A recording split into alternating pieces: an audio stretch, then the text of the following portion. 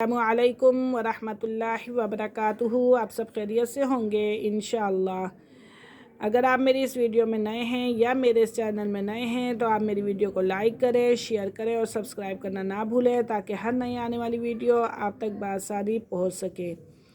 تو آج کا جو ہمارا سبق ہے ماشاءاللہ وہ جو اسٹارٹ ہوگا 61 سے ترجمہ کی آیت اسٹارٹ ہوگی۔ خیرکم من تعلم القرآن وعلمہ، تم میں بہترین شخص وہ ہے جو قرآن سیکھے اور دوسروں کو سکھائے۔ تو آئیے سبق کی طرف چلتے ہیں۔ اعوذ باللہ من الشیطان الرجیم، بسم اللہ الرحمن الرحیم۔ ان الذین آمنوا، بے شک جو لوگ ایمان لائے، والذین ہادوا، اور جو یہودی کہلائے، والنصارى، اور نصرانی یعنی کہ عیسائی، والصابئین، لا مذہب، صابی یعنی کہ لا مذہب، من آمن باللہ، اور جو لوگ ایمان لائے اللہ پر، والیوم الآخر، اور یوم آخرت پر، وعامل صالحا، اور عمل کیا اچھا یعنی کہ نیک، فلہم اجرہم، پس ان کے لیے اجر ہے، عند ربہم، ان کے رب کے ہاں، ولا خوف علیہم، اور کچھ خوف نہ ہوگا، علیہم ان پر، ولا ہم یحزنون، اور نہ وہ غمگین ہوں گے۔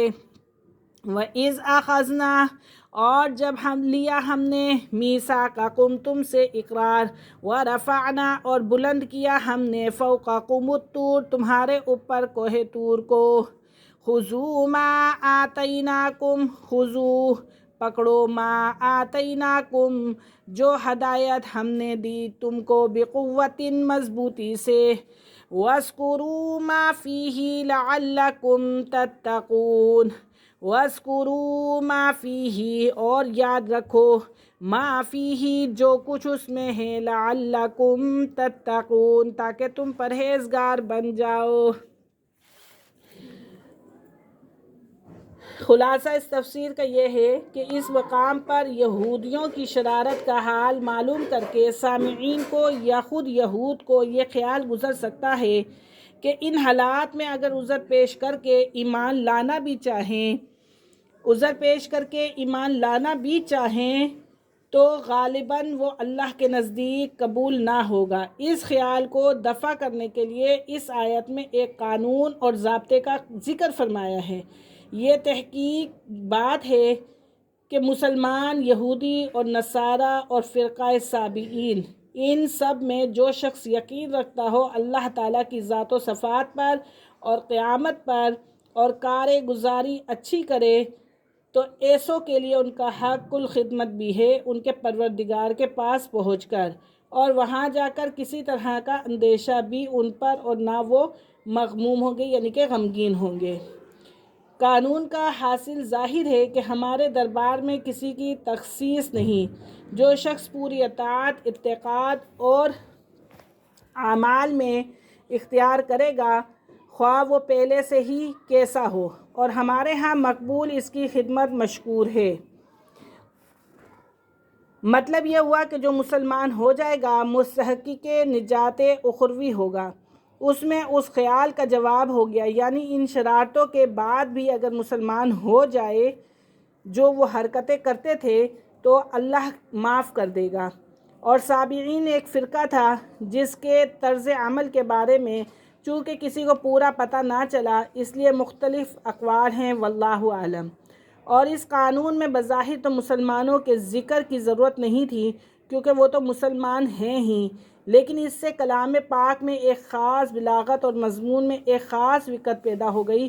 اس کی ایسی مثال ہے کہ حاکم یا بادشاہ کسی ایسے ہی موقع پر یوں کہے کہ ہمارا قانون عام ہے، جو شخص بھی اطاعت کرے گا ہم اس کو موافق پر عنایت ہے، سو اس کی علت اس سے کوئی ذاتی خصوصیت نہیں بلکہ اس کی صفت موافقت پر مدار ہے ہماری عنایت کا، سو اگر مخالف بھی اختیار کر لے تو وہ بھی اس موافق کے برابر ہو جائے گا، اس لیے مخالف کے ساتھ موافق کو بھی ذکر کر دیا گیا۔ اور وہ زمانہ بھی یاد کرو جب ہم نے تم سے قول و قرار لیا تورات پر عمل کریں گے۔ اس قول و قرار لینے کے لیے ہم نے کوہ طور کو اٹھا کر تمہارے اوپر معلق کر دیا۔ کہ جلد قبول کرو کہ کتاب ہم نے تم کو دی ہے مضبوطی کے ساتھ، اور یاد رکھو جو احکام اس کتاب میں ہیں جس سے توقع ہے تم متقی بن جاؤ۔ جب موسیٰ علیہ السلام کوہ طور پر تورات عطا ہوئی اور آپ نے واپس تشریف لا کر قوم کو وہ دکھائی اور سنائی تو اس میں احکام ذرا سخت تھے، مگر ان لوگوں کی حالت کے مطابق ایسے ہی احکام مناسب تھے۔ تو اول انہوں نے یہی کہا تھا کہ جب ہم نے اللہ تعالیٰ یعنی کہ ہم سے اللہ تعالیٰ خود کہہ دیں گے کہ یہ میری کتاب ہے تب مانیں گے۔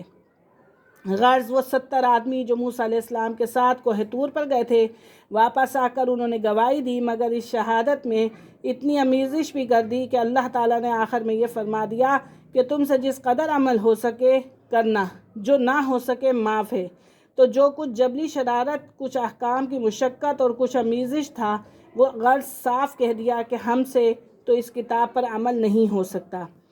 تو حق تعالیٰ نے فرشتوں کو حکم دیا کہ کوہ طور کا ایک بڑا ٹکڑا اٹھا کر ان کے سروں پر معلق کر دو کہ یا تو مانو ورنہ ابھی گرا۔ آخر چار ناچار ماننا پڑا۔ یہاں یہ شبہ ہو سکتا ہے کہ دین میں تو اقرا نہیں، یہاں کیوں اقرا کیا گیا؟ جواب یہ ہے کہ اگر اقرا ایمان لانے پر نہیں بلکہ اول اپنی خوشی سے ایمان و اسلام قبول کر لینے اور اس کے خلاف بغاوت کرنے کی وجہ سے ہے۔ باغیوں کی سزا تمام حکومتیں بھی عام مخالف اور دشمن قوموں سے الگ ہوتی ہیں۔ ان کے لیے ہر حکومت میں دو ہی راستے ہوتے ہیں، یا اطاعت قبول کریں یا قتل کیے جائیں۔ اسی وجہ سے اسلام میں مرتد کی سزا قتل ہے اور کفر کی سزا قتل نہیں۔ تو آج کا سبق ہمارا یہیں ختم ہوا۔ انشاءاللہ کل ہم آگے سے سٹارٹ کریں گے۔ تب تک کے لیے اجازت دیجیے۔ اللہ حافظ۔ السلام علیکم۔